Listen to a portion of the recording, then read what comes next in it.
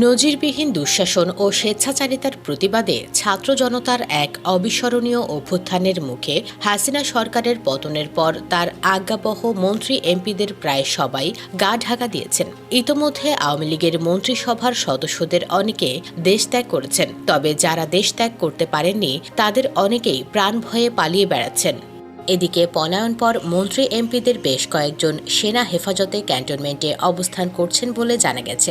এছাড়া মন্ত্রিসভার কয়েকজন সদস্য জীবনের নিরাপত্তা চেয়ে বিভিন্ন দূতাবাসে আশ্রয় চেয়েছেন এমন খবরও পাওয়া যায়। এর আগে এমপি মন্ত্রীদের দেশ ত্যাগ ঠেকাতে দেশের সবকটি বিমানবন্দরে বিশেষ সতর্কতা জারি করা হয়। সোমবার 5ই আগস্ট দুপুরে প্রধানমন্ত্রীর পদ থেকে পদত্যাগ করে সামরিক হেলিকপ্টারে চড়ে ভারতের উদ্দেশ্যে উড়াল দেন শেখ হাসিনা। তার তাৎক্ষণিক এই সিদ্ধান্তে কয়েকজন এমপি মন্ত্রী দেশ ছাড়তে না পেরে দেশে গা ঢাকা দেন। সূত্র জানায়, সোমবার ভোর থেকেই প্রভাবশালী হিসেবে পরিচিত মন্ত্রী এমপিদের অনেকের সঙ্গে যোগাযোগ করা যাচ্ছিল না। অনেকের মুঠোফোন ছিল বন্ধ।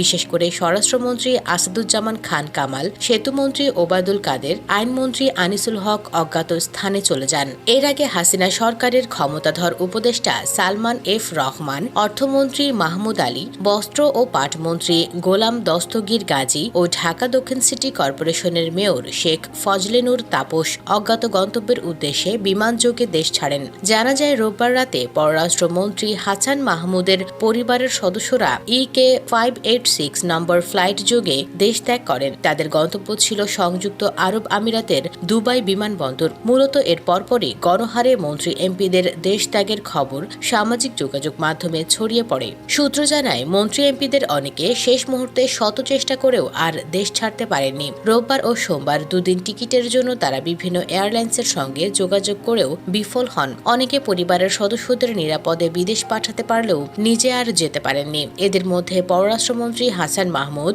তথ্য প্রতিমন্ত্রী মোহাম্মদ আলী আরাফাত, তথ্য প্রযুক্তি প্রতিমন্ত্রী জুনায়েদ আহমেদ পলক দেশেই আত্মগোপনে আছেন বলে জানা যায়। বিশেষ করে শিক্ষামন্ত্রী ব্যারিস্টার মহিবুল হাসান চৌধুরী নওফেল সোমবার বিকেল পর্যন্ত তার বনানীর বাসায় অবস্থান করছিলেন। সরকারের পতনের খবর ছড়িয়ে পড়লে সন্ধ্যার পর থেকে তার সঙ্গে নেতাকর্মীদের যোগাযোগ বিচ্ছিন্ন। জানা যায়, রোববার রাত থেকেই নানা মাধ্যমে মন্ত্রী এমপিদের দেশত্যাগের খবর ফেসবুকে ছড়িয়ে পড়ে। এমনকি বেশ কয়েকজনের ফ্লাইট নম্বর ও বিমানের ভেতরে বসে থাকার ছবিও আসতে থাকে। কিন্তু বিক্ষুব্ধ পরিস্থিতিতে এসব খবরের সত্যতা নিশ্চিত হওয়ার কোনো উপায় ছিল না। এমনকি পদত্যাগ করে দেশ ছাড়ার আগ পর্যন্ত হাসিনা সরকারের ভেতরের এমন কাহিল অবস্থা বাইরে থেকে কেউ এতটুকুও আঁচ করতে পারেনি। এমনকি প্রধানমন্ত্রীর পদ থেকে শেখ হাসিনা পদত্যাগ করতে যাচ্ছেন এমন খবর ছিটে ফোঁটাও জানাতে পারেনি কেউ। এদিকে আলোচিত সমাজ কল্যাণমন্ত্রী ডক্টর দীপুমনি সরকারের পতনের পরপরই গা ঢাকা দিয়েছেন। বিক্ষুব্ধ জনতা তার চাঁদপুরের গ্রামের বাড়ি জ্বালিয়ে দিয়েছে।